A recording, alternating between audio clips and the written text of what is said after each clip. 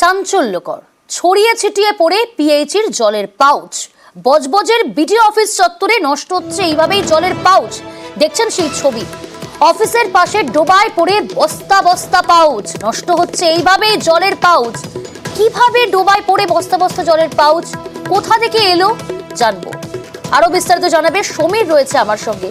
সমীর, এইভাবে ছড়িয়ে ছিটিয়ে রয়েছে পিএইচির জলের পাউচ, কিভাবে কোথা থেকে এলো এই যে বস্তা বস্তা জলের পাউচ? দেখো প্রিয়াঙ্কা, আমরা যখন গিয়েছিলাম ওখানে গিয়ে আচমকাই দেখতে পাই ভিডিও অফিসের পিছনে যে টয়লেটের জায়গা আছে, সেই ওখানে ময়লা ফেলা আছে। ময়লায় বস্তা বস্তা পিএইচডি যে জলের পাউচ হয়, সেই জলের পাউচের প্যাকেট বস্তা বস্তা ভর্তি পড়ে আছে। তখন আমরা ওখানকার যারা জেলা সদস্য আছে, ওখানকার বজবজ ওয়ানের কানাইবাবু, তার সঙ্গে যোগাযোগ করি। সে ওখানে ছিল, তার সঙ্গে কথা বললে সে তখন ক্যামেরার সামনে কোনো কথা বলতে চায়নি।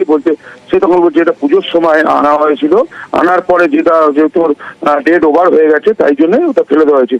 কিন্তু কানাইবাবু যে জানে না ওই পিএইচডি যে পাউচ তার মধ্যে কোনো ডেট থাকে না।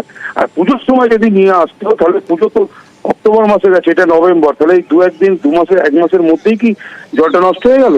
সেই নিয়ে এই প্রশ্ন উঠছে এবং অনেক রকম ভাবে বোঝাবার চেষ্টা করলো আমাদেরকে যে এই জলটা আমরা ফেলিনি, এমনি কোনোভাবে নষ্ট হয়ে গেছে, সেই পাউচ ফেলে গেছে।